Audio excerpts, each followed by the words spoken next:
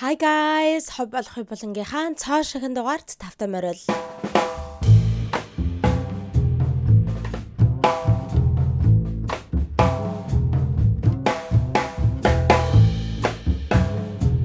За манайхан хэрв та бүхэн маань яг энэний өмнөх бичлэгийг үзсэн бол weekly recap бичлэгийг маань үзсэн бол мэдж байгаа. Энэ бичлэг бол тэр бичлэгний үргэлжлэл буюу part 2 нь байгаа. Тэрхүү бичлэгийг яг суугаад дуусгах гэсэн чинь үнэхээр амжаагүй ханиалгасаар агаад тэгээд ажиллаа явах цаг маань болчихсон.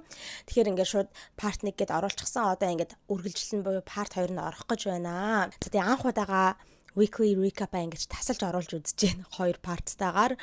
За хэдүүлээ шууд үргэлжлүүлээд ховж өвнөд рүүгээ орцгоё. Хүй та нар маань нэрээ гэртээ аягүй гоё dinner party-нуудыг host хийх туртай юу? Них гоё найз нөхдөд уудаж байгаа адилтай гоё амттай хоолнуудыг хийгээд л найз нөхдөд гоё дарсаар дайлаад л те. Dinner party-нд хамгийн зохицдог alcoholic drink бол яалтчгүй wine. Дарс байдгаа манайхан тий. Та бүхэндээ ануу нь 200 жилийн түүхтэй Франц улсын Бордо бүс нутгийн маш алдартай wine brand болох Calvac санал болгосоор байгаа байлээ. Calvac зөвхөн Францд алдартай биш, зөвхөн Европт алдартай биш, дэлхийн 110 гаруй улсад төгж чадсан, өөрсдийнхөө чанар нэр хүндэд тогтоож чадсан ийм брэнд байгаа. Тэгэхэд дэлхий дээр 3 секунд тутам нэг Calvac bottle задардаг гэсэн ийм статистик байдаг. За тэгээд Calvac брендийн улаан, ягаан, цагаан, ориглон дарс гээд 30 гаруй төрлийг нь World Wine компанийн маань Монголдо импортлон оруулж ирдэг байгаа шүү. За тэгээд Calvac худалдаж авахыг хүсэж байгаа бол World Wine дэлгүүрийн бүх салбаруудаар очиод худалдан авалтаа хийх боломжтой. Эсвэл бол World Wine CGM гээд онлайнаар захиалгаа өгөөд хөргүүлээд авах боломжтой. Түүгээрч барахгүй том сүлжээ дэлгүүрүүдээр ч гэсэндээ Calvac худалдаалагдаж байгаа. Тэрч битгий хэл 21 аймагуудаар ч гэсэндээ Calvac байгаа шүү манайхаа. За тэгээд Calvac шиг сайн чанартай амттай дарс сайхан яриа өрнүүлж сайхан дурсамжийг бүтээхэд тусалдаг. Cheers guys, let's have some Calvac. За тэгэхээр дараагийн маань ховж юу исэн бэ гэхээр өнгөрсөн 7 хоногт болж өнгөрсөн зүйл Дэрийн sentencing байгаа. Дэрийн яг хэдэн жил шоронд суух вэ гэдэг ялан тогтоолон гарч ирсэн байгаа. Тэрхүү уулзалт нь 10 сарын 3-ны өдөр шүүх хурлын уулзалт болсон байгаа юм аа. За тэгээд Дэрийн маань юу гэж бодож ийн та нар Дэрий гараад ирчихсэн гэж бодож гин үү? Эсвэл 10-20 жилээр суна гэж бодож гин үү? За зарим хүмүүс бол угаас айлгүйж мэдчихсэн байгаа. Гадуур айгүйх мэдээлэл байгаа. За тэгэхээр Дэрий 50 сарын ялыг авсан байгаа юм аа. За 50 сар гэхлээр 4 жил 2 сар гэсэн үг. За түүнээс гадна $500,000 торгуулийг төлөх ийм ялыг сонссон байна. За тэгээ энэхүү уулзалт нь манайхаа маш урт уулзалт болсон гинэ. Яг бүр ингээд 5-6 цаг үргэлжилсэн гэж байгаа байхгүй юу. Эхлээл яг уулзалт нь эхлээл Дэрийн өмгөөлөгчт нь айгүйх нөгөө шүүгчигээ persuade хийх гэж ятгах гэж оролцсон гинэ. За ингээд Дэрийн маань өөрчлөгцөн. Тэгээ бараг 13 сар шорон сууж хлаа. Өөрийнхөө гин бурууг ингээд гимжсэн байгаа. Тэгээ айгүйх ингээд өөрийнхөө буруу хийсэн юмнуудыг ухаарад тэгээд би өөртөө үнэхээр буруу юм хийдэг байжээ. Арчаагүй ир байжээ. Би ир хүн биш байжээ энэ төр гэдгийг бүгдийг нь сайн ойлгосон. Тэгээд Дэрийн маань үнэхээр өөрчлөгцөн. Тэгэхээр шүүгчээ та ингээд Дэрэд боломж өгөөч гэд амар ингэж ятгаж гуйсан гэж байгаа байхгүй юу шүүгчээс. 5 өмгөөлөгч нь яг тэрхүү уулзалтан дээр нэрсэн. Тэгэл тавуулаа нэг нэгээрээ босч ирээл. За Дэрий бол ийм сайн хүн юм аа. Тэ ингээд өөрөө self-made businessman тэ ингээд бүр өөрийнхөө хүчээр ингээд янз бүрийн том бизнесүүдийг байгуулсан. За тэгээд тэр айгүйх олсон мөнгөөрөө бас ингээд зөвхөн өөрөө ингээд жаргаад яваад байдаггүй. Өөрийнхөө community буюу өөрийнхөө хар арьстай хүмүүстэй зориулаад айгүйх зүйлүүдийг хийжсэн, сайн үеийн аянуудыг хийжсэн, charter school-уудыг хүүхдүүдэд ингэж сургуулиудыг байгуулж өгч ийсэн. Ер нь маш сайн хүн ээ. Тэгэхээр ингээд та бодолцож үзээч. Тэр сайн зүйлүүдийг нь бодоод жоохон бодолцож үзээч гэж айгүй гойсон юм байна лээ. Тэгээд нэг эмэгтэй өмгөөлөгч нь гэсэн заяа. Нэг эмэгтэй өмгөөлөгч нь бүр босч ирээд уйлсан гинэ.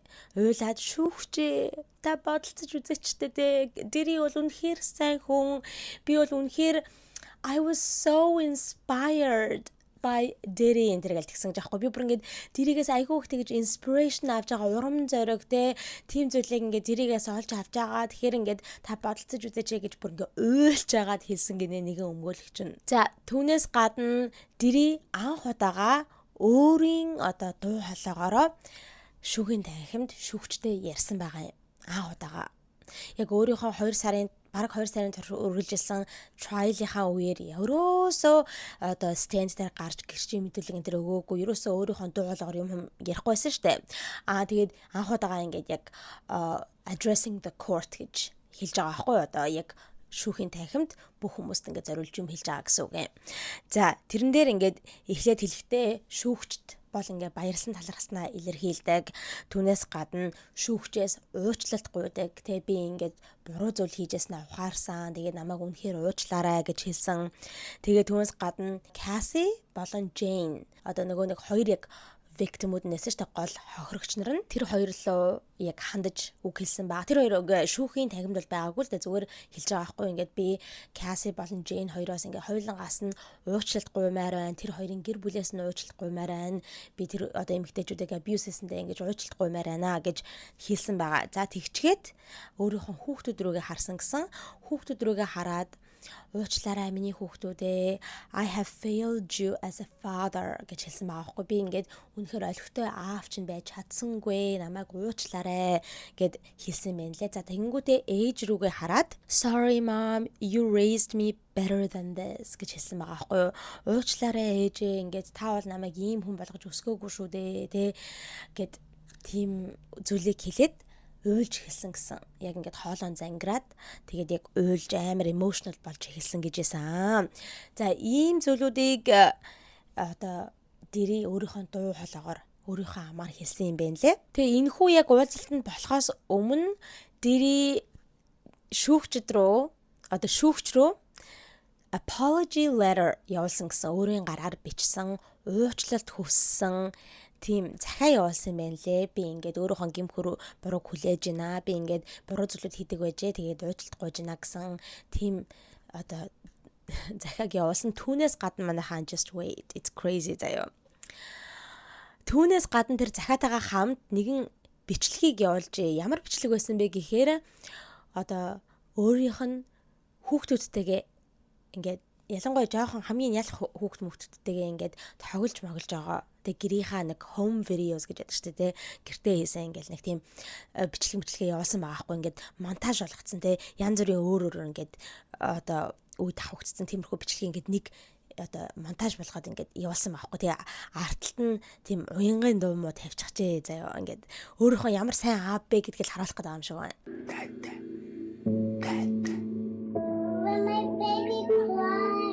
You gotta give her a bottle then. Харалта бист ийм амар сайн аав хүүхдүүдтэйгээ ингэж сайхан харьцдаг гэж л харуулсан юм шиг лээ. Тэнгүүд артталт нь ингээл амар уянгын дуу те. Sad violence song гэдэг шиг те. Тийм дуу муу ингэж дэвсэж тавьж агаад тийм бичлэгээ шүүгч рүү явуулсан юм байна лээ. Окей. За гэхдээ тэрийг нь бол шүүгч хүлээж аваагүй л байгаа байхгүй те. Тэрийг нь бол нэг тоож үзээгүй. Тийм учраас ингээд 50 сарын ялыг өгж байгаа юм. Тэгэд шүүгч нь яг энэхүү 50 сар одоо би ял олгож байна гэдэг ялаа уншихаа өмнө Diddy-д хандаж зөндөө зүйлийг хэлсэн байгаа.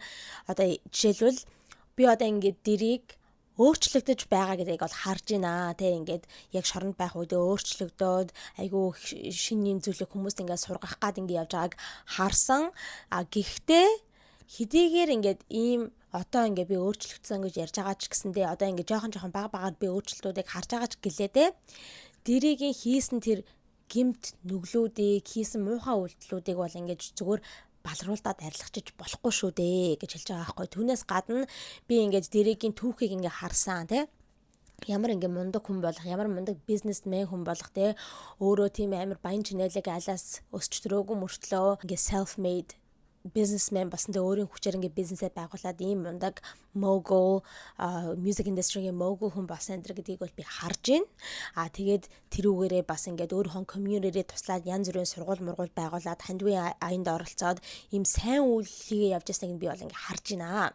Гэхдээ тэрхүү сайн үйлүүд нь өөрийнх нь хийсэн муухай гэмт хэрэгүүдийг арилгахгүй шүү дээ. За тэгээ цаашлаад ингэж хэлсэн байхгүй. Diddy used his abuse to get his way. Diddy өөрийнхөө яг тэр хүчирхийллийг ашиглаад өөрийнхөө хийхийг хүссэн бүх зүйлээ ингээ хийдэг байсан. Тэгэнгүүтээ бүр ингэж асууж байгаа байхгүй юу? Why did the abuse continue for so long? Гинэ. Яагаад энэ хүчирхийлэл чинь ийм удаан хугацаагаар үргэлжилсэн бэ дээрээ бүр дээрээ харж агаад хэлсэн гэсэн. Тэнгүүтээ because you had the power and resources to keep it going and you didn't get caught гэж хэлж байгаа байхгүй.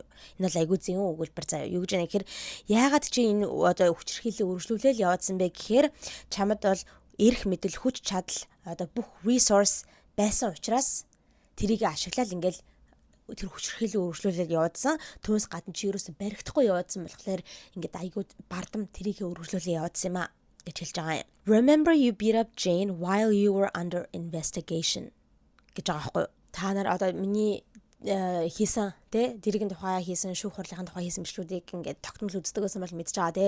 Jane гээд одоо тэр хамгийн сүүлийнх нь 2 дахь victim гээд байгаа шүү дээ те. Нэг дайз охин нөөсөн эмэгтэй тэрийг одоо 50 cent-ийн baby mama гэж хүмүүс яриад байгаа. За тэр эмэгтэй бол жишээ нь айгүй одоо дээр шоронд орохын өмнөхөн нэг жилийн өмнө болж исэн хэрэгүүд байгаа байхгүй юу? Дэрий айл үжи нөө Cassie-гийн lawsuit нь гараад ирчихсэн, civil lawsuit нь гараад ирчихсэн. Cassie айл үжиний тэр нөгөө шүүхээс нь болоод ингээд тохиролцоонд хүрээд мөнгө төгрөг төлчихсэн. За тэгээд Feds өөрийнх нь гэрүүдэд нь ингээд шалгалт хийгээд raid хийчихсэн. Тэр мөрнөөс нь болоод Feds-тэй улсын байгууллагууд өөр дээрээ шалгалт хийгээд байгаа юм байна гэдгийг мэдсээр байж яг тэр үедээ still тэр одоо freak off-соо Jane-тэй хийгээ явж идэг байсан. Jane-ийг зодоод байж идэг байсан байгаа байхгүй юу? Ингэж хэлж байгаа байхгүй юу? Тэ шүүгч нь чи бүр өөрийгөө ингээд улсын байгууллагуудаар шалгагдаад явж байгаа гэдгийг мэдсэн мөртлөө ингээд хохирогчийг тэ Jane-ийг ингээд зодоод явжсэн биз дээ гэж тэгж хэлж байгаа байхгүй юу? Тэгэхээр одоо чи ерөөсөө ингээд чамд бол айх зүйл байдаггүй тэ чи ингээд улсын байгууллагуудаас хүртэл айхгүй байгаа гэдэг сутгаар нь хэлж байгаа юм шиг байна. Тэнгүүдээ you remember you taunted her saying, "Oh, is this coercion?" while you were beating her up гэж байгаа байхгүй юу? Чи ингээд Jane-ийг бүр зодж явах үедээ яг тэр мөчтөө одоо Jane-ээр жоохон тавлаад те Jane-ийг жоохон тавлаад яасан энэ ингээ coercion уу те энэ одоо ингээ алдтлага энэ одоо ингээ ятгалага уу те гэсэн нэг тийм маягтайгаар ингээ тоонт хийсэн гэж байгаа байхгүй одоо тавлсан. Энэ минийг бол ингээ яриад байгаа шүүгч нь бол харуулж байгаа юм те чи бол ерөөсөө ингээ өөрийнхөө гим нүглээс айдаггүй, ингээ улсын байгууллагуудаас айдаггүй, цагдаа магдаагаас айдаггүй. Тийм учраас ингээд тэг хүн амтныг зодоо явж идэг байсан гэдэг утгаар нь тэгж хэлсэн юм шиг байлаа. Шүүгчэн цаашлаад ингээ хэлсэн байна лээ. Mr. Combs, I know you feel you are in a dark place right now, but these crimes were serious ones гэж хэлсэн байгаа байхгүй. Ноён Combs би одоо мэдчихээн та өөрийгөө бол одоо амар тийм харанхуу одоо placed байгаагаар мэдэрч байгаа хаа те айгу тийм хэцүү байдалтай байгаагаар мэдэрч байгаа байх. Гэхдээ таны хийсэн гэмт хэрэгүүд чинь бол үнэхээр serious те үнэхээр чухал ноцтой тийм хэрэгүүд байсан шүү дээ гэж хэлж байгаа. Тэгмүүдээ Mr. Combs, you and your family are going to get through this. There is a light at the end of the tunnel гэж хэлсэн байгаа байхгүй. Та болон таны гэр бүл чи яг энэ цаг хугацааг даваад гарч чаднаа. Одоо хонглын эцэст гэрэл байгаа гэж хэлж байгаа байхгүй. Одоо энэ яг гим бурууга хүлээгээд 4 жил ингээд те шорондоо байгаад тэгсний дараагаар бол ингээд үнэхээр өөрчлөгдсөн хүн болж гарч ирээд ингээд амьдралыг дахиж шинээр эхлүүлж болно штэ гэж тэгж л ятгах хэлээд байгаа юм шиг байхгүй. За тэгчгээд 50 одоо сар ял өглөө гэдгийг хэлсэн байгаа. За тэгээд яг тэр үеэр бол ингээл хүмүүс хараал яж байгаа штэ дэрийн царайг хараал. За ямар шохон reaction гарах болоо те. Жохон ингээд уйлж мэл холооч гэдэг юм уу. Амар reaction хараал байжсэн чинь ерөөсөө дэрий ямар нэгэн reaction гаргаагүй гэсэн. Зүгээр ингээд сонсоол өнгөрсөн гэсэн. Тэрнийхээ өмнө болохоор нэг ялаа сонсохоосоо өмнө болохоор юм хумаа ярьж байхдаа уйлчихсан байгаа байхгүй юу? Яг өөрийнхөө ялыг сонсох үед бол ямар ч reaction гаргаагүй гэсэн. Дэрийн гэр бүлийнх нь ч гэсэндээ ямар ч тийм reaction гаргаагүй гэсэн. За тэгээд цаашлаад шүүгч нь Cassie-гийн victim impact statement гэдэг тэрхүү statement-ийн тухай ярьжсэн байл да. Cassie-гийн бичсэн хохирогчийн одоо нөлөөллийн мэдэгдэл гэсэн нэг тийм захиа бичсэн байна. Cassie тэрний тухай яриад эхэлсэн чинь дэрий ингээл толгоогоос ихсэрэтсэн гэж байгаа байхгүй юу. Шууд ингээл Cassie-гийн хохирогч гэсний сонсонгууд ингээд толгоогоос хэсрээд унсан гэж байгаа байхгүй юу. Саяхан л би Cassie-гаас уучлахгүй гэдсэн мөртлөө те айгуусан баастай.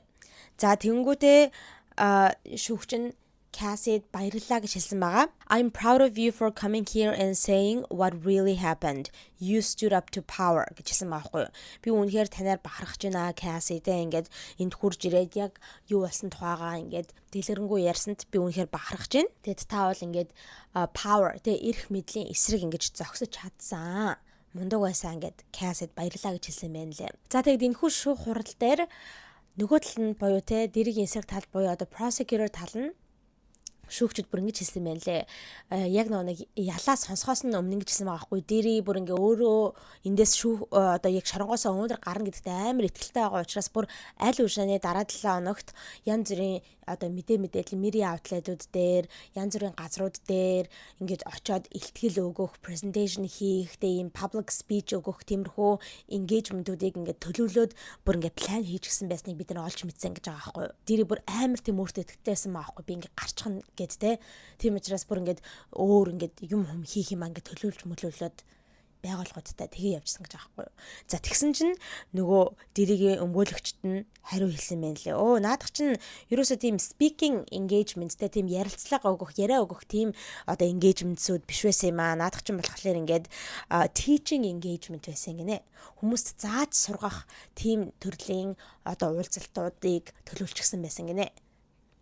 Тэгэд яагаад гэвэл дэрий одоо шоронгоосоо гарчгаад public speaker, motivational speaker болох тийм хүсэл мөрөөдөлтэй байгаа гинэ. Одоо өөрийнхөө туулсан энэхүү хар бараан мөчүүдийг тэрхүү experience-ээ ашиглаад ингээд хүмүүст motivation өгдөг, урам зориг өгдөг, харалдаа хүн ингээд унж одоо унсан ч гэсэндээ ингээд босоод гараж ирж болдгийм аа. Тэг хүнд ингээд хар бараан цаг мөчүүд тохиолддог юм аа. Одоо би байна те би ингээд хар тамхинд ороод ингээд хитрхи замбраагүй аашлаад гим нүгэл хийгээд тэгсэн ч гэсэндээ би ингээд гараад ирлээ. Хүн буцаад босч болдгийм аа гэдгийг одоо ингэж харуулсан тийм motivational speaker болохыг хүсэж байгаа учраас teaching engagement-уудыг бол ингээд төлөвлөжсөн байсан гэж аахгүй. Тэгэхдээ teaching engagement байна уу, public engagement одоо юу вэ, speaking engagement байна уу, аль нь байх нь одоо ямар хамаатай юм те төлөвлөжсөн байсан гэдэг нь л одоо хамгийн чухал байгаа байхгүй. Тэг бүр өөртөө гарна гэдэгт тийм амар ихтэй байсан байгаа байхгүй. За тэгээд дэрий яг гарахаасаа өмнө шүүх хурлаасаа танхимаасаа гарахаасаа өмнө ээж болон хүүхдүүд рүүгээ хараад I'm sorry, I love you гэж хэлээд гарсан юм байна лээ. Намайг уучлаарай би та нартай хайртай шүү гэд те. Тэгэд гарсан юм байна лээ. 50 сар гэж байгаа юм те. 4 жил 2 сар гэж байгаа. Дэрэ чи аль үшнээ ингээ 13 сар шоронд суучихсан байгаа. Тэгэхээр тэр нь бол хасагдана гэсэн үг. За тэгэхээр дэрэ бол нэг ойролцоогоор 3 жил жоохон илүүтэйгээр суугаад тэгээ гарч ирнэ гэсэн үг. Тэгээ суулгадна гэсэн үг. Тэгэд яг уу good behavior гэж байдаг шүү дээ. Хэрвээ ингэж шоронд сууж явахдаа хүмүүс ямар нэгэн хэрэг төвөг тавихгүй айгу тийм одоо сайн юу юм бэ юм сурж гинэ. Одоо сайн хүн болж гинэ гэж одоо тэр нь харагдах юм бол шоронд те good behaviorтэй байна гэж сайн зан авиртай байна гэд ингээд гаргах тохиолдол байдаг те. Арай эрт ялнаас нь гаргах тохиолдол байдаг. Тэгээд дээр тэгж гарч магадгүй боломжтой. За тэгсэн чинь одоо хин дэрийн нөгөө нэг гол өмгөөлөгч штэ Mark Agnifilo гэх тэрхүү өмгөөлөгч нь мэдээлэл өгсөн байгаа. Тэрэн дээр болохоор энэ бол үнэхээр шудраг бус байлаа. За тэгээд бид нар бол энийг нь бол давж заална гэсэн одоо энэхүү sentencing хувь дээр одоо энэхүү өгсөн шийтгэлийг нь үгүйсгээд давж заалдах гад ингээд бэлтэж байгаа гэсэн. За тэгээд ингэж хэлж байгаа байхгүй what we feel happened today was that the judge acted as a 13th juror and that he second guessed the jury гэж хэлсэн байгаа байхгүй. Бид нар бол юу гэж бодож байна гэхээр ингээд өнөөдөр бол шүүгч өөрийгөө бараг л яг нэг 12 тангарагтны шүүгч гэж байдаг те. Тэгж яхад өөрийгөө бараг л 13 дахь тангарагтны шүүгч те ингээд юу гаргах эрх мэдэлтэй те ингээд conviction гаргах эрх мэдэлтэй яг нэг гимтэй юу гин буруутай юу буруугүй гэдгийг одоо тим шийдвэр гаргах эрхтэй гэж бодоод бараг өөрөө 13 дахь одоо jury шиг тим зан ааш авир гаргалаа. Тим үүднээсээ бараг ингээд ийм ялаг өглөө гэж байгаа байхгүй. Тэнгүүтээ and he second guessed the jury гэж хэлж байгаа байхгүй. Одоо 12 тангарахны шүүгчний айл үжрэнэ ингээд гаргачихсан шийдвэрийг Тэ одоо хоёр зүйл анги дээр л буруутай бос дээр нь буруугүй гэж гаргасан тэрхүү шийдвэрийг бараг ингээд second guess хийгээд бараг ингээд энэ дээр одоо зөв шийдвэр гаргасан уу үгүй юу гэж байгаа юм шиг тиймэрхүү байдлаар ийм ялыг өглөө. Тэгэхээр бид нар бол ингээд давж заалдна гэдэг тийм зүйлийг хэлсэн юм байна лээ. За түүнээс гадна манайхаа энэ бол бүр шинэ мэдээлэл байгаа. Тэгээ би бодсон өчтөр яг энэ хэсгээ weekly recap дээр part 1 дээр нь яриаг нь бас болсон байна. Ягаад гэх юм бол яг өчтөр шинэ гарч ирсэн мэдээлэл байгаа. Өчтөр Trump нөгөө нэг Oval Office та тэ нөгөө цагаан ордон дотор өөрийнхөө оффистоо ингээд хэвлэл мэдээллийнхад нэг хүлээж аваад одоо янз бүрийн асуултуудад ингээд хариулаа байжсэн. Тэр үед нэгэн сурвалжлагч нэг Maxwell хин гэдэг үлээ нэг бас шоронд байгаа хүн байгаа аахгүй бас айгүй амар нөгөө нэг хүүхдүүдийг хүчнэдэж мөчнөсөн хэрэгээр ингээд шоронд байгаа. Тэгээд тэрний тухай асууж байхгүй. Тэр одоо хүн ингээд pardon хүсвэл яах вэ энэ төр гэж асуусан байхгүй. Ерөнхийлөгч өөршөөлөө ингээд танаас ингээд хүсвэл та бодолцож үзгүй энэ төр гэж юм асуусан. Тэгж яхад бол ингээд Trump би бол тэр хэргийн тухай ерөөс юу ч мэдэхгүй байгаа тий. Би тэгэхээр одоо би бодолцож үзэн ч гэж хэлж чадахгүй, бодолцож үзэхгүй ч гэж хэлж чадахгүй. Би ягаад гэвэл тэр хэргийн тухай мэдэхгүй байгаа болохыг би ингээд шалгаж үзэх хэрэгтэй. Тэгээ ер нь бол надаас амар их хүмүүс pardon асууж байгаа гэж хэлж байгаа байхгүй юу? Надаас ингээд орой үед айгүй хүмүүс ерөнхийлөгчийн одоо өршөөлөг асууж байгаа. Тэрний нэг нь бол одоо Puff Daddy байна гэж хэлсэн. Puff Daddy өөрөөс нь өршөөл хүссэн юм байна лээ. I have a lot of people have asked me for pardons. I call him Puff Daddy has asked me for a pardon. Yeah. Аль үшин одоо ингээд үнэхээр шоронд ингээд 3 жил байх болчлоо гэдгийг мэдчихэж байгаа шүү дээ тий. Тийм учраас ингээд шууд Trump-аас очиод ингээд ерөнхийлөгч өршөөлийг хүссэн юм байна. За тэгсэн чи айгүй энэтэй 50 cent угаасаа 50 cent чинь дэрийн бүр ингээд тэ number 1 enemy бүр номер 1 дайсан нь байгаа.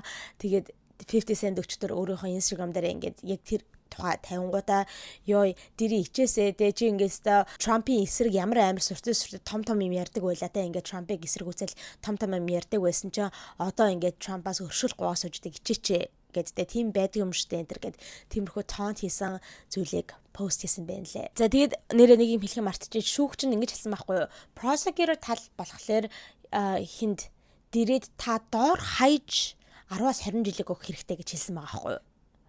За тэгсэн чинь нөгөө тал нь болохоор дэрийн тал болохоор та зөвхөн 14 сарын л юу өгөх хэрэгтэй, ял өгөх хэрэгтэй. Тэгэхээр одоо баг дэрээ айл үшээ 13 сар суудсан болохоор сарын дараа гаргах хэрэгтэй гэж тийм зүйлийг одоо шаардсан гэж байгаа юм. Тэгсэн чинь шүүгч хэлж байгаа байхгүй юу? Одоо prosecutor-ийн асуусан яланч арай дэндүү хитрхи байсан, хитрхи их байсан. Defense талын асуусан нь бол хитрхи бага байсан. Тэгээд яг би өөрийнхөө зөв гэж бодсноо ингээд 50 сарыг өглөө гэж хэлсэн юм байна лээ. Дэрий ямар ч байсан 3 жил суух нэ манайхаа. Тэгээ хэдүүлээ харж илээ ингээд дахиж апил хийгээ тэрэн дээр нөөцлөлт гарах нь үгүй юу. За тэгээд дэрий одоо good behavior гэд гараад ирэх нүү арай жоохон наагур гараад ирэх нүү үгүй юу гэдээ харжээ. Тэгээд гэтээ нэрээ дэрий яг тэр нөө Brooklyn-д байгаа шорондоо яг энэхүү 3 жилээ serve хийх үү эсвэл арай жоохон өөр шоронд суух уу гэдгийг нь бас мэддэгдэг байгаа юм билээ одоогоор.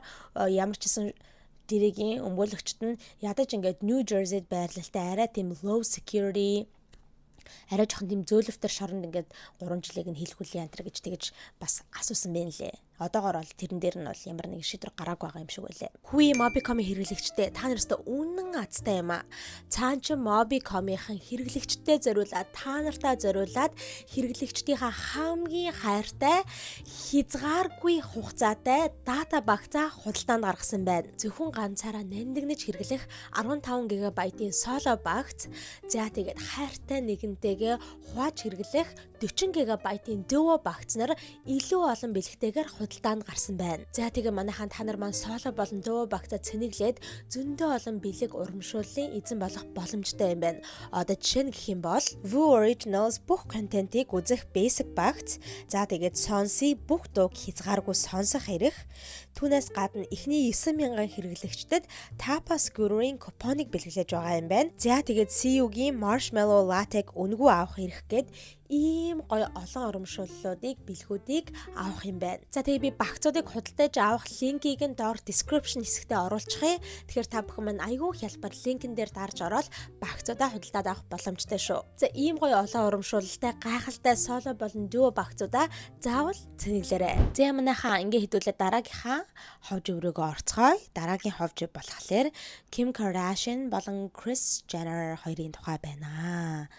За яасан бэ гэсэн чинь манай Kim, Kris хоёр маань яг л дээрээтэй адил улсын байгууллагуудаар фэзүүдээр шалгуулад investigation хийлгүүлээд тэгээ бүр айгүй том charge зүйл ангаар заяо. Тэр нь яг л дэрийн нөгөө нэг хамгийн том charge шүү дээ, тэ. Тэр нь болохоор RICO буюу racketeering, одоо хуйлдааны гэмт хэрэг. Зохион байгуулалттай хуйлдааны бүлэглэлт гэмт хэрэг гэдэг те, тийм бүр одоо charge-аар ингэж шалгагдаад явж байгаа гинэ. Энэ бол батлагдаагүй. Энийг хэн хэлсэн бэ гэхээр манайхан Ray J. Нөгөө Kimтэй хамгийн анх sex tape хийж гарч ирсэн хоёр штэ. Kim чинь нөгөө нэг Ray J-тэй sex tape хийгээд анх од болж исэн. Тэгээд тэр одоо найзална, ex найзална гэсэн үг байхгүй юу? Ray J stream дээр орж исэн юм лээ, live stream дээр 9 сарын 24-ний өдөр. Тэр үедээ яг тэр live stream хийсэн байхгүй юу? Өстө Kim Kardashian, Kris Jenner хоёр ингээд they're under investigation by the feds. Тэ ингээд бүр ингээд RICO charge ингээд улсын байгууллагууд ингээд наад хоёр дээр чи амар том шалгалтыг хийж байгаа. Тэгээд бид бүр тэр шалгалтанд нь одоо investigation-д нь мөрдлөгдөн тусалцаад явж байгаа. Би ингээд тэрэнд нь оролцоод явж байгаа. This would be worse than Diddy's case. You just wait. энэ төр гэлтэж хэлсэн байхгүй юу?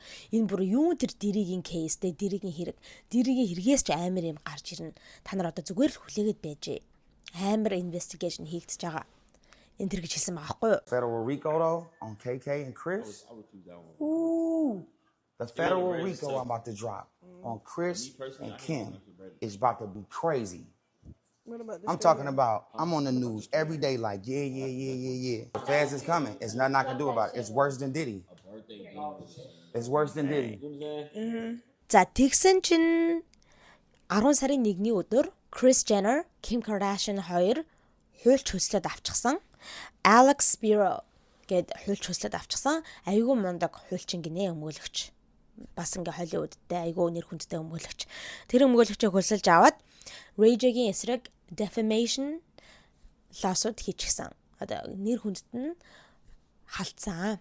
Буруу ташаа мэдээллийг хүргэсэн олон нийтэд те. Ингээд өөрийнх нь нэр төрөнд нь халдлаа гэд lawsuit хийчихсэн юм байна лээ. Бүр ингээ файл хийчихсэн гэсэн манайхаа. Тэгээ тэр lawsuit-н дээр ингэж бүр дурдсан байна лээ. Ray J гэдэг энэ хүн бол те Kim Kardashian болон Kim-ийн гэр бүлийнхний эсрэг бол ингээд бараг 2 decades-ийн турш, бараг тэгээ 20 жилийн турш ингээд худлаа юмнуудыг ярьж ингэж нэр төрөлт нь халтах гэж ингэж хичээж оролдлогоодыг зөндөө хийж байсан гэд. Тэгээ одоо ингээд бүр тэсгээ боллоо, төвчгээ боллоо ингээд тесэрч байна. Тэгээ одоо ингээд lawsuit хийж байна гэж тийм юмыг битсэн байна лээ. Тэгээд энэ lawsuit нэр нь хэлж байгаа нь болохоор те ерөөсөө тийм feds улсын байгууллагууд Kardashian-ы гэр бүлийнхнийг ингэж investigate хийгээд RICO charge тийм амар том charge-оор ингэж шалгалт малт хийгээд явж байгаа ямар ч зүйл байхгүй.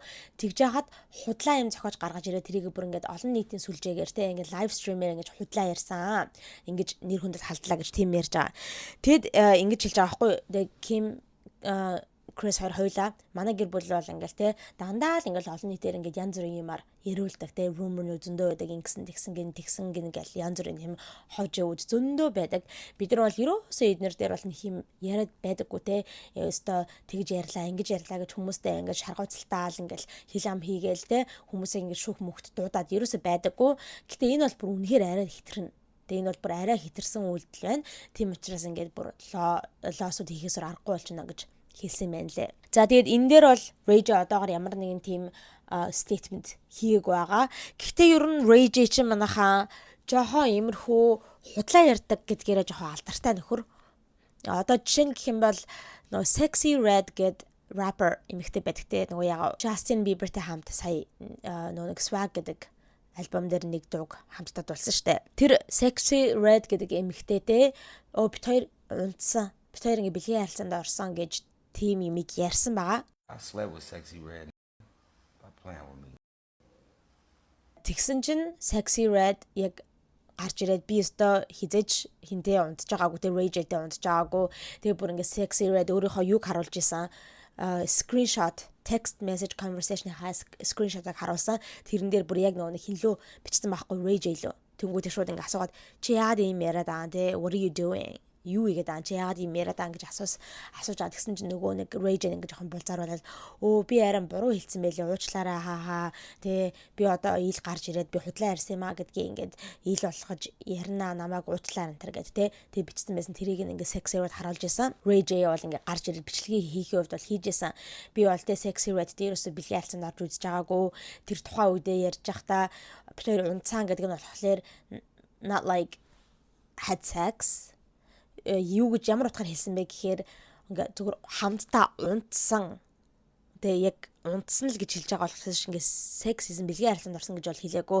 Бид хоёр ингээ хамтдаа нэг онгоцонд явж исэн. Тэрүүгээр зөндөө олон хүмүүс байсан.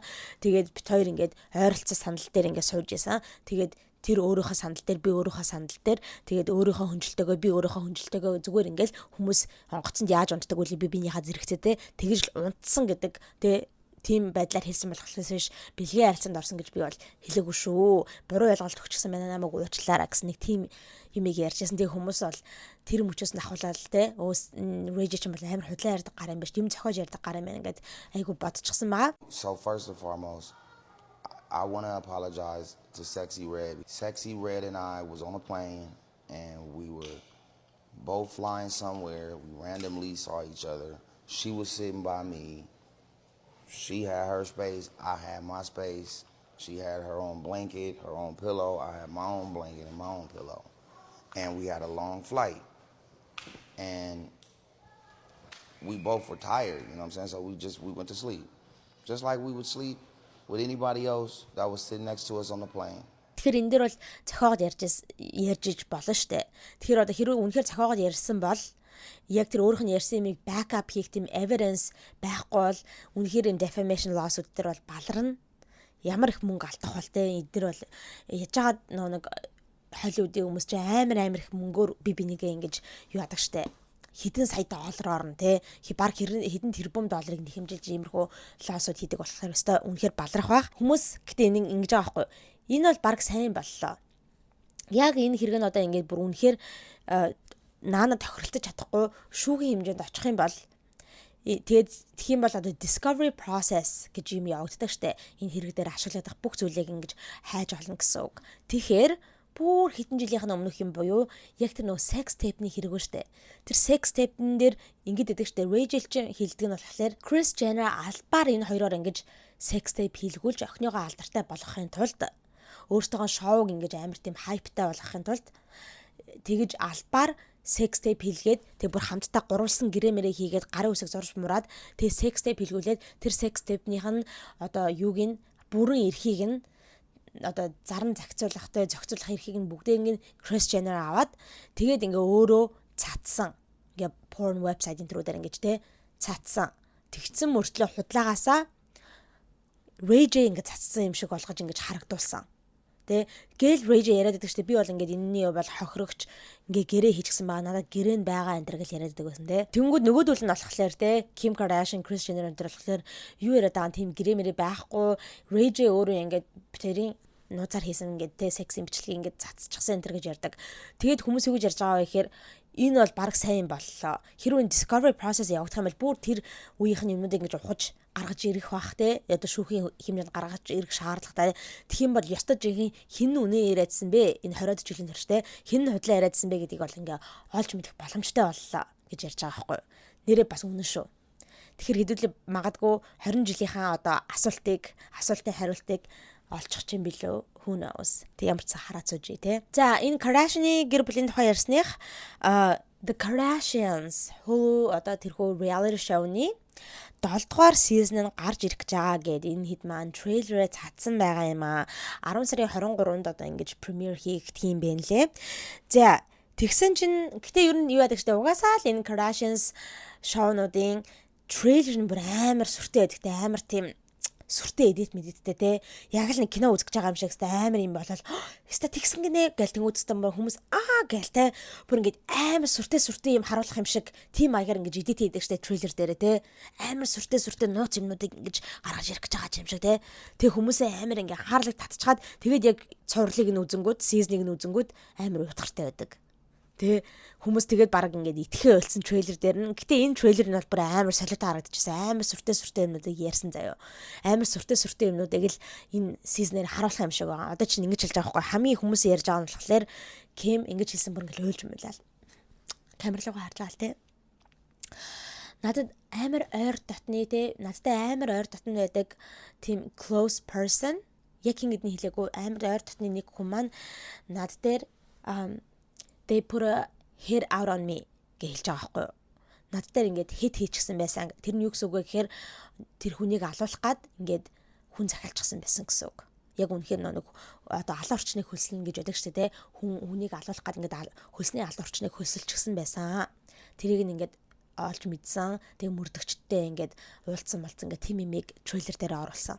I got a call from investigators. Someone extremely close to me put a hit out on my life. Тэг хүмүүстэй бүр бөө юм болж юм чинь гадууртай яана хин байсан болоо өстой Kanye байсан шүү дээ арай Kanye West байсан шүү дээ эсвэл одоо хуучин найзуудаас нь байсан болоо хин байсан болоог л яг бол надтай амар ойр дотны хүн энэ гэл яриад байгаа шүү дээ. За түүнээс гадна энэ хүү season дээр нь Rob Kardashian анх удаага айгүй олон жилийн дараа ингэж анх удаага ч юу вэ айгүй олон жилийн дараа ингэ гарч ирэх гэж байгаа юм билээ. Одоо орох юм байлээ.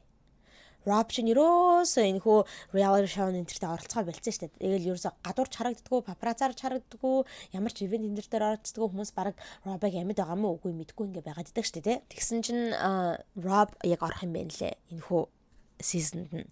За түүнээс гадна Caitlyn Jenner бас орох юм байна лээ. Айгүй олон жилийн дараа. Ийм одоо бас жоохон сонирхолтой одоо бидний удаан хараагүй хүмүүсийг бас энэ хүү шоун дээр нь харах юм шиг байна лээ. За хэдүүлээ тэгээ 10 сарын 23-ны хүлээ. Айгуу тийм сүртэй трейлер шигээ тийм сүртэй юмнуудыг биднэрт үзүүлэх нь яах нь те эсвэл худалдаасаа тийм хайп хийсэн трейлер байсан болоо. За манайхан дараагийнхаа хэрэг рүү орцгоё. Дараагийн сэдв маань Emma Watson болон J.K. Rowling хоёрын feud байгаа юм аа. Та нар энэ хоёрыг feud хийжсэн гэдэг мэдхүү. За, яг feud ч гэх нь юу юм бэ? Жоохон хоорондоо жоохон асуудалтай болчихсон. J.K. Rowling ч одоо Harry Potter гэдэг энэ хүү агуу series-ний агуу номны зохиолч байгаа шүү дээ. Энэ хүн байхгүйсэн бол биднэрт бол те Harry Potter гэдэг зүйл бол байх байсан. Үнэхээр гайхалтай. Ялангуяа манай үеийн хүмүүс одоо биднийг жоохон байх үед бол Harry Potter ингээл анх гарч ирэл те ямар шилдэг зүйл байдаг байлаа. Хүмүүс бүр ингэж ярьдаг. Harry Potter бол millennial хүмүүсийн хувьд бол Star Wars. Тэгээ Star Wars ч юм бол манай өмнөх үеийнхний хувьд л амар галзуу зүйл байсан те. Тэгээ millennial хүмүүсийн хувьд бол ялцчгүй Harry Potter бол үнэхээр галзуу. Тэгээ Harry Potter бол үнэхээр амар амжилттай байсан гэдгийг бол та нар мэдж байгаа те. Harry Potter-ын зохиолч бол J.K. Rowling. Тэгээд бид нар бол ялцчгүй J.K. Rowling-ыг одоо ингэж тэгээ ялангуяа Harry Potter надтай адилхан Harry Potter таартай хүмүүс аваад ингээд J.K. Rowling-ыг одоо шүтгэх нь аргагүй ээ. За тэгсэн чинь Emma Watson бол J.K. Rowling-ыг одоо ингээд бас л те өөрийг нь амжилттай алдартай болгож өгсөн хүнд ингээд бас л жоохон одоо grateful байх хэрэгтэй шүү дээ те. Талархах хэвээр. Harry Potter-ын 3 гол дөрүүдэд нь тоглодог жүжигчин гуруула яг бүр жоохноос Harry Potter жүжиглэж гисэн учраас Harry Potter-аар л гарч ирсэн жүжигчд байгаа шүү дээ. Алдар нэртэй болсон жүжигчд. За тэгсэн чинь манайхан Emma Watson маань ойрын хэдэн жилд хинтээ J.K. Rowling-тэй жоохон ингээд үзэл бодол нийцгүй байгаа юм байна л да. Юунээс болоод вэ гэхээр trans issue-нээс болоод заяа одоо transgender одоо асуудлаас болоод transgender issues болоод юу гэж ярих гэдэг байгаа вэ гэхээр J.K. Rowling ер нь амар vocal байдаг юм байна л да. Одоо энэ trans issue дээр trans одоо хүмүүсийн ер нь эсрэг байдаг юм байна лээ энэ асуудал дээр J.K. Rowling.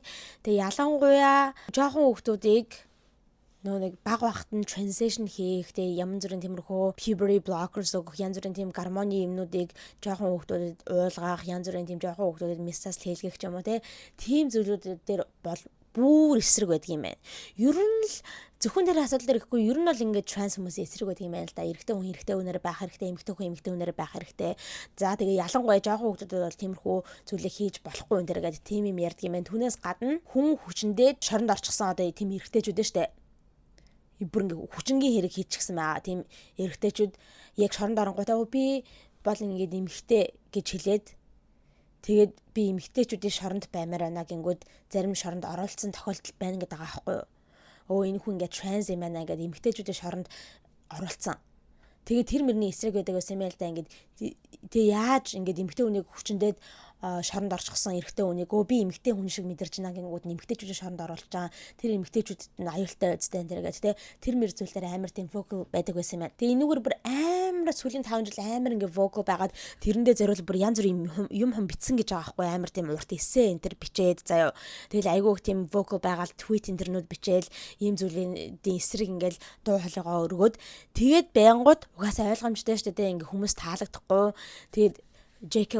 Rowling амар hate иржсэн гэж байгаа байхгүй хүмүүс Harry Potter-ыг зүгээр шууд ингээд одоо boycott cancel Harry Potter-ын кинонуудыг нь үзэхээ бойл Harry Potter-ын тэр бүх номнуудыг нь шатаа гэлтэй худалдаж авахаа бойл publish хийхээ бойл гэл тэгэл Harry Potter-ын одоо Universal Studios гэдэг тэрхүү team park дээр нь очихоо байл гэл хүмүүс амар ягаал тэгээ J.K. Rowling л хүмүүс амар hate өгөөд бүр ингээ аална чамааг очиж аална чиний хаана байгаа гэж мэдж байгаа тэгээ очиж аалж танай гэр бүлийнхнийг чи аална одоо хүүхдүүдийг чинь хүчинд нь энэ төр гэл амар юм ярьдаг байсан байгаа байхгүй юу. За тэгээ тэр амар үед нь яг нөө J.K. Rowling айгүй амар тийм hate авч явах үед нь энэ гуруула ялангуяа юу юм бэ л дээ Daniel Radcliffe болон Emma Watson хоёулаа бүр амар тийм J.K. Rowling-ийн эсрэг байгаа. Тэгээ энэ асуудал дээр J.K. Rowling-ийн эсрэг байгаа дээр бас л амар vocal байдаг гэсэн юм байна л да.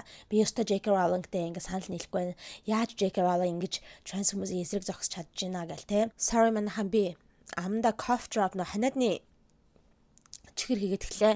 Тэгэхээр жоохон сонсож магадгүй шүү. Амар ханиалгаад байгаа байхгүй юу. Тэгээ дахин бичлэгээ зогсоод байгаа. Тэгэхээр ингээд жоохон амдаа юм хийжүүл гайгүй болох байх гэж бодож байна. За тэгээд энэ хоёр бүртээ амар тийм бас ингээд J.K. Rowling-ийн эсрэг айгүй vocal байдаг.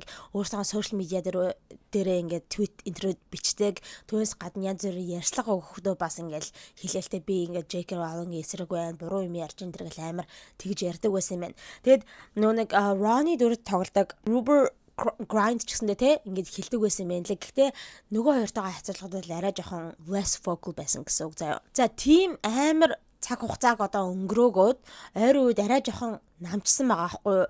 Сүүлийн нэг 2 жил бол бүр амар байсан гэсэн одоо J.K. Rowling дэржсэн hate үзий ядалт нь бол амар байсан гэж байгаа байхгүй юу. Одоо нэг сүүлийн жил юм уу арай гайгүй болоод тэгсэн чинь Emma Watson саяхан Jay Sherry-гийн On Purpose гэдэг подкастэнд оржээ. Тэр подкастэнд орж явахдаа J.K. Rowling-ийн тухай ярьж байгаа хгүй. Тэгснээ арай жоохон өөрчилчихсэн заа. Өөрийнхөө үзэл бодлыг арай жоохон өөрчилчихсэн. Урд нь өстө J.K. Rowling-ийн эсрэг амар байгаад идэг байсан хүн чинь одоо би бол J.K-г хизээч одоо тий үзий ядаж чадахгүй штэ тий. Би бол тэр хүнийг бол дандаа одоо ингэж одоо эрхэмлж явдаг хүн. Ягаад гэвэл надад ийм боломжийг олгосон. Тэгээ би үнэхээр энэ хүнээр болж ингэж алтартай болж гарч ирсэн. Тэгээд түүнээс гадна би тэр хүнтэй ингээд үзэл бодол нэгэн асуудал дээр үзэл бодол маань одоо нийцдэггүй байлаа гэд би тэр хүнийг одоо нандинхаа болох ч юм уу те хүндлэхэ болж болохгүй. Тийм учраас би энэ хүнийг бол ингээд хүндлсээр байдгаа хүндлэгч болно энэ гэсэн юм ярьж байгаа хгүй. Тэгэд өөрөөх нь урд нь яриад идэг гэсэн амар тийм те би өстө J.K. Rowling эсрэг байна гэдэг юмнаас нь шал өөр болчихж байгаа хгүй юу. Тэгсэн чинь энэ асуудал дээр нь J.K. Rowling-ыг хариу өгсөн байгаа. Амар урт тийм statement бичсэн байна лээ. Хэнийг шүүмжлээд Emma Watson-ыг. Тэгээ ер нь тэр амар их бичсэн юмнуудаас нь юу гэж илжсэн бэ гэхээр одоо энэ Emma Watson болон Daniel Radcliffe гэдэг нөө Harry Potter-ын дүр тоглодог. Энэ хоёр бол бүртээ ялангуяа миний кинонд тоглоод миний бүтээсэн номны миний бүтээсэн кинонд тоглолоод надтай амар олон жил хамт ажилласан болохоор яагаад ч юм өөрсдөнд нь намайг шүүмжлэх миний эсрэг ингэж үг дуурах амар тийм эрх мэдэлтэй юм шигээр ингэж энэ хоёр боддог болсон. бүр тийм ёстой юм шиг тийм би бүр үнэхээр тэгэх ёстой гэсэн тийм бүр майндсеттэй болчихсон. Тийм учраас энэ хоёр бол ингээд амар намайг ингээд шүмжилсээр ирсэн гэж байгаа байхгүй олон жилийн туршид. Тэгэл би ингээд сүүлийн 5 жил амар хейт аваад амар тийм сүрдүүлгүүд алан талан хүчинд нь танаа гэр бүлийнхний чинь ингэн тэгэн гэсэн амар тийм одоо хейт ирж хахад энэ хоёр бүр ингээд тэг галан дээр тос нэмж байгаа юм шиг улам ингээд тэр хүмүүсийг rile up хийлгээд би өстө J.K. Rowling-ийн эсрэг байна гэдэг ингээд яриа явдаг байсан. Emma Watson бол жинхэнэ амьдрал гэдэг бол юу гэдгийг мэдэхгүй. Би хизээж Emma Watson-тай адилхан 11 настай байхдаа multi-millionaire байж үзээгүй гэж аахгүй. Одоо Emma Watson өөрийнх нь кинонд тоглоод багасаа тоглож эхэлсэн учраас 11 настай болцсон байхдаа айл хэмжээний саятан болчихсон байсан гэж аахгүй. Би бол Emma Watson шиг 11 настай байхдаа тийм саятан маятан байж үзээгүй. Би бол үнэхээр poverty-нд өссөн. Би бол үнэхээр нэн ядуу айлд өссөн. Тэгээд би бүр ингээд энэхүү Emma Watson одоо алдартай болгосон энэхүү номыг бичиж байхдаа би ингээд нэн ядуу байдалд ингээд бичээд сууж исэн гэж байгаа байхгүй юу. Тэгэд Emma Watson бол ингээд бүр багасаа ийм баян чаналыг өсчихсөн учраас яг жинхэнэ амьдрал ямар байдгийг мэдэхгүй, яг жинхэнэ амьдрал дээрх энгийн эмэгтэйчүүд ямар их асуудалтай тулгардаг вэ гэдгийг бол мэдэхгүй. Тэгээ би тэр эмэгтэйчүүдийг өмөрчтэй ингэж trans хүмүүсийг, trans эрэгтэй хүмүүсийг ингэж эмэгтэйчүүдийн шоронд ингэж оруулж иж болохгүй.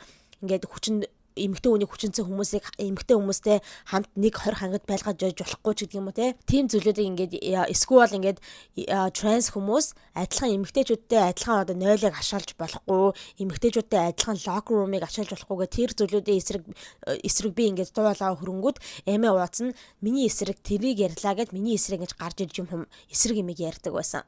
Ягагтгүй Emma Watson бол яг жинхэнэ амьдрал дээр хингийн эмэгтэйчүүд ямар их одоо асуудалтай нүд тулгардаг вэ гэдгийг бол мэдэхгүй. Ягагтгүй багасаа ийм бабалд өсчихсөн, багасаа ийм баян болоод одоо өсчихсөн. Ягагтгүй миний бичсэн номноос болоод би энэ хүнийг ингээд те алдар нэртэй болгосон гэд те тийм зүйлийг ер нь ингээ ярьсан. Ер нь бол амар урт тийм statement байсан. Тэг бүр ингэж хэлж байгаа байхгүй юу?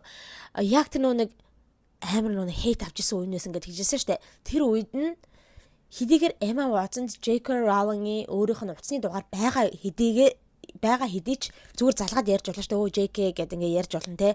Тэгэхэд залгаж яриаггүй хүнээр дамжуулуулаад нэг таньдаг хүнээр дамжуулуулаад нэг юм цаас өгүүлсэн гинэ. Тэр цаасан дээр нь болохоор I'm sorry what you're going through. Чамайг одоо юу тулан явж байгаа гэж сонсоход одоо надад хэцүү байна. Уучлаарай гэсэн утгатай юм ганц мөр юм ингээ бичиж явуулсан гэж аахгүй юу. Тэгвэл J.K. хэрэг үнэхээр тэр хүн надад санаа завж исэн бол уцаа аваад ярьж болох байсан. Миний утасны дугаар өөртөнд байгаа. Тэнгүүтээ одоо гарч ирээд худлаа ингээд одоо зөөлөн сэтгэлтэй болсон юм шиг хөө энэ хүн намайг надтай ингээд үзэл бодол нийлдэггүй байлаа гэд би ингээд тэр хүнийг үзий ядаж болохгүй би үний хүнийг хүндэлсээр байх бол энэ төр гэж шал худлаа юм ярьж байна гэсэн утгатай тийм тэрийг нь шүмжилж ингэж ярьсан байна лээ. За энэ хоёрын хувьд бол ийм зүйл болжээ манайхаа. Тэгээ нэрээ удахгүй Harry Potter-ын таваа дээр ярьсных Harry Potter-ын series гарах гэж байгаа гэсэн. Тэгэхээр тэр нь бол 2027 онд нээлттэй хийхээр төлөвлөгөөтэй байгаа гэсэн. Гэтэ бас энэ чинь жоохон солиотой одоо нэг сонголт дүр дээр нь хийгдсэн юм шиг үлдээ. Хүмүүс бас амар их ингээл ярьж байсан. Гэтэ тэр нь бол өөрчлөгдсөн юм шиг үлээ. Ягаад бол хүмүүс амар их гомдлсон учраас одоо жишээ нь гэх юм бол Snape-ийн дүрд хар арьстай эрэхтэй тоглоно гэж байгаа байхгүй юу? Тэр нь бол ингээд цохиолтой шал одоо зохицохгүй байгаа зү. Хар арьстай хүмүүс ялгаруулж байгаатай биш. Зүгээр тэр дүр нь угаасаа бүр ингээд бичигдсэн байдаг ч жоохон бахта тэр дүр нь бүр ингээд амар тийм цохиосон цагаан арьстай те. Бүр ингээд амар нэг тийм хүүхдүүдийг айлгсан те. Тийм хүүхэд байсан тэр гэл нэг цохиол дээр нь бичигддэг штэ. Тэгж яагаад яаж тэ хар арьстай хүн цохиосон цагаан арьстай юм байх юм бэ? Тэгээ хүмүүс бол тэр мөрөн дээр нь ингээд хитрхи энэ киног одоо ингээд тэ woke болох гээд ядах гад ингээд өөр ингээ амар тийм diverse одоо casting болох гээд шаал цогцохгүй одоо дүрмрүүд дээр ингээ хар арьстай хүмүүсийг тавиад байна тэр гэл хүмүүс айгүйх шүүмжилж исэн. Тэгээд тэрэн дээр нь өөрчлөлт гарсан гэсэн байх шүү. Criticism авсан болохоор casting дээр нь өөрчлөлт гарсан гэж сонссон. Гэтэ тэр нь яг баталгаатай үгүйг бол мэдэхгүй. Гэтэ ямар ч байсан энэхүү цуврал нь 2027 онд цацагдахаар төлөвлөгөөтэй явж байгаа юм байна лээ. Би бол Harry Potter амар дуттай болохоор ер нь excited байна. Гэхдээ битгий алчаасаа л гэж бодож чинь заримдаа ингээд ийм гой шоунуудыг ийм гой зохиолуудыг revive хийгээд ингээд шинээр авчирхаар амар сонир юм болгоо гаргаад ирдэг те. битгий тэгээсэй л гэж бодож байна доо. За манайхаа дараагийнхаа хов жаврыг орцгоё. Дараагийн хов жав маань болохоор Sydney Sweeney болон түүний шинэхэн хайрын тухай ярих гэж байна. За та нар маань сонсноо. Sydney Sweeney шинэхэн хайртай залуутай болсон гинэ. Яав нэг өөрийнхөө fiancé-гаас салчсан шүү дээ тий. Тэгээд түүний дараагаар нь хүмүүс Glen Powell-тай амар холбоотсон. Яг л энэ хоёр ч хамтдаа нэг romantic comedy кино тоглосон шүү дээ тий. Anyone But You гэд. Тэгээд тэгсэн чинь Glen Powell-тай бол яг үнэнгээсээ холбоотой байгаагүй юм шиг байна. Үнэхээр л найзууд л байсан юм шиг байна. Зүгээр co-stars тий. Шинэ найзлын хэн бэ гэхлээр манайхан Scooter Braun, yes. Justin Bieber-ыг илрүүлсэн залуу. Justin Bieber-ийн менежер байсан залуу. Sydney энэ хоёрыг үерхэж байгаа гэсэн тийм мэдээлэл бас бараг сарын өмнөөс гарч ирсэн байх шүү. Тэгээ би тэр үедээ бол ягаад ч мэдгээгүй байхгүй. За хүмүүс худалгаагаасаа л энэ хоёрыг холбож байгаа бах та гэсэн чинь үнэнгээс энэ хоёрын ингээ гадуур хамтдаа хөтөлцөж мөтөлсөд явж байгаа зурнууд гараад ирсэн саяхан хэдхэн хоногийн өмнө нахаа. Яг ингээд те яг папарацл авсан байгаа байхгүй. Хойлоо ингээд те гудамжаар ингээд болцоонд явж байгаа юм шиг ингээд гар мараа ингээд хөтөлцсөн явж байгаа харагдан лээ. За түүнээс гадна Sydney саяхан өөрийнхөө 28 дахь одоо төрсөн өдрөө тэмдэглэсэн байлээ. Party хийгээд тэр нь болохоор space themed party яасан гинэ. Үйлчлэгнийх нь сэдвэн theme нь болохоор space буюу одоо сансар гариг. Тэгээ тийм сэдвтэй байсан юм лээ. Тэг хүмүүс ингээд яг тэрэндэн зориулсан костюмнуудыг өмсөж хуцлаж очих хэвээр. За тэрэн дээр нь scooter байсан юм лээ. Гэхдээ ерөөсөө тэр одоо үйлчлэгнийхээ үед айгүйх энэ хоёр ингэж хоорондоо дотн байж ч юм уу те нэг тийм PDA бол үзүүлээгүй юм лээ. Ингэж хоорондоо дотн байгаад биендээ хүрээд ч юм уу үнсэлцээд ч юм уу те битэр хосооч шүү гэдгийг ингэж хүмүүс харуулаад нэг юм хийдэг штэ. Тийм юм бол ерөөсөө харагдаагүй. Ерөөсөө бараг нэг хоорондоо ойр дотн ч ингэ байхгүй байсан гэсэн. Гэхдээ хүмүүс хэлжсэн энэ хоёр бол үерхэж байгаа нь үнэ тий. Тэгээ Scooter Braun бол бүр амар аз жаргалтай байгаа. Sydney ч гэсэндээ айгүй аз жаргалтай байгаа. Энэ хоёр ингээд үнэхээр энэ харилцаагаа seriously хүлээж авч байгаа. Цаашдаа ингээд яах нү гэд ингээд тий seriously хүлээж авч байгаа. Энэ бол зүгээр нэг тийм casual зүйл биш. Гэхдээ ягаад энэ хоёр ингээд тэрхүү үйлчлэгэн дээр амар тийм ойр дотн байхгүй байгаадсан бэ гэхээр зүгээр л энэ хоёр бол ингээд тий publicly тэгэж PDA үзүүлэхийг хүсдэггүй. Тэгээ угаасаа энэ төрсөн өдрийн үйлчлэг учраас те заавал ингээл хүмүүсийн анхаарлыг одоо хосуудынхаа relationship дээр ингээд татаад байхыг хүсээгүй. Тэрнээс ч бол энэ хоёр яг үерхэж байгаа нь үнэ. Тэгээд үнэхээр Scooter Braun хизээч ийм аз жаргалтай харагдаж байгаагүй гэд тийм зүйлийг insider source нь буюу тэр хоёртой ойр дотны хүмүүс тэгэж мэдээлэл өгсөн байна лээ. Энэ хоёр аз жаргалтай шинэхэн хосуудын тухай ярьсных дараагийнхаа сэдв рүүгээ ороодхай. Тэр нь болохоор нэгэн хосуудын харилцаа өндөрлжээ манайхан тийм жоохон гунигтай мэдээ байна. Nicole Kidman өөрийнхөө 19 жил ханилсан нөхөр болох Keith Urban-аас салж байгаа юм байна. Filed for divorce гэсэн салах өргөдлөө өгсөн гэсэн. За тэгээд энэ мэдээ гарсны дараагаар бол хүмүүс амар одоо гунигтай байсан. Энэ хоёрыг бол хүмүүс амар ингээд үнэхээр couple goal өнтер гэж боддог байсан. Хойлоодын хамгийн одоо stable хосуудын нэг те та нар бодолтой бүхэлдээ 19 жил ингээд гэрэлсэн байж тээ ханилсан байна те. Тэгж жагаад ингээд салах өргөдлөө өгсөн хүмүүс үнэхээр гайхсан. Тэгээд яг тэр салж байгаа гэсэн одоо энэ хүн мэдээлэл гарч ирэхэд бол те яагаад салж байгаа ч гэдэг юм уу те тиймэрхүү мэдээлэл ерөөсөй гарч ирээгүй. Тэгсэн чинь хэдэн хоногийн дараагаар нэг одоо яриа явагдаж эхэллээ. Тэр нь юу вэ гэхээр Keith Urban Nicole Kidman-ийн араар нь тавьсан байх магадaltaй. Яагаад гэхээр Keith Urban ингээд одоо энэ салж байгаа гэсэн мэдээлэл гарсны дараахан өөр эмэгтэйтэй ингээд гадуур явж байгаа нь харагдсан гэж аахгүй юу? Залуухан эмэгтэйтэй гэсэн шүү бүр. Нэгэн залуухан эмэгтэйтэй ингээд гадуур явж байгаа нь харагдсан гэсэн аль үшэнэ ингээд өөрийнхөө хурмын бүжээг аваад тайлаад зөөхгүй явж байгаа нь харагдсан гэсэн тэг хүмүүс гайхаад байгаа байхгүй юу? Энэ одоо ийм хурдан өөр эмэгтэйтэй болно гэж байх уу? Эсвэл аль үшэн эмэгтэйтэйгээ явуулж исэн юм болов уу те? Энэ эмэгтэйгээс нь болоод арай ингээд салж байгаа юм биш үү гэсэн тийм яриа явагдаж эхэлсэн баа. За гэхдээ одоогийн байдлаар бол энэ баталгаатай болоогүй байгаа манайхаа. Яг үнэхээр энэ хоёрын талаас нь гарч ирээдээ нэг confirm хийгээд ч юм уу тийм ээ үнэхээр араар тавьсан юм аа гэдэг юм уу түүнээс болоод салж байгаа ч гэдэг юм уу янз бүрийн тийм мэдээлэл бол байхгүй байгаа. Зүгээр бидний одоогийн мэдхээр бол зүгээр л Nicole Kidman filed for divorce буюу Nicole Kidman нөхрөөсөө салах гад ингээд өргөдлөө төрүүлж өгсөн юм байна лээ. Тийм л мэдээлэл байгаа өөр баталгаатай мэдээлэл байхгүй байгаа шүү. Манайхаа хамгийн сүүлийнхаа мэдээлэл рүүгээ орцгоо. Энэ бол бас л нэгэн хосуудын одоо хайр дурлалын амьдралын тухай байна заяа. Юу вэ гэхээр Jennifer Lopez, Ben Affleck хоёр маань За та нар юу гэж бодсон? Буцаад нийлэх гэж байна гэж хэлэн гэж бодсон уу? No. Энэ хоёр чинь жилийн өмнө тэ ингээд салах өргөдлөө өгсөн байгаа штэ. Ингээд салах гэж байгаа гэдгийг мэдгдсэн байгаа. За тэгсэн чинь энэ хоёр маань саяхан өчигдөрхөн заяа манайха 10 сарын 7-ны өдөр Jennifer Lopez-ийн гол дүртэнд тоглосон The Kiss of a Spider Woman гэдэг кинонд тоглосон юм байна. Гол дүрт нь. За одоо Spider эмэгтэй үнсэлт гэдэг тийм кино тоглосон гинэ. Тэр киноных нь нээлт нь болоод улаан ясных нь ясал нь болсон юм байна. Тэгсэн чинь Jennifer Lopez, Ben Affleck хоёулаа хамтдаа хүрээд ирсэн. Улаан ясны ясал дээр ингээд хамтдаа зэрэгцээ зогсоо зураг мөрөг авахулж байгаа нь харагдсан.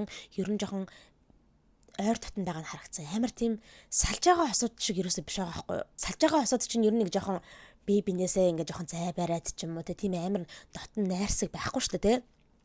Тэгсэн чинь энэ хоёр бүр амар би бинтэйгээ дотн найрсаг ингээл инээлтэл ингээл тэрч мөрөөл ингээд чихмэхэнд нь Ben Affleck Jennifer-ийн чихэнд нь ингээл юм шивж мэнэл нөгөө ингээл нэмсгэлж амар тийм яг хосооч шиг байгаадсан. Хүмүүс бүр гайхаадгүй энэ хоёр ч салцсан гэж үстэй. Одоо ингээ юу явж байгаа. Ядаргаат одоо баг 3 дахь удаага нийлэх гэж байгаа юм шүү дээ гэж тэ.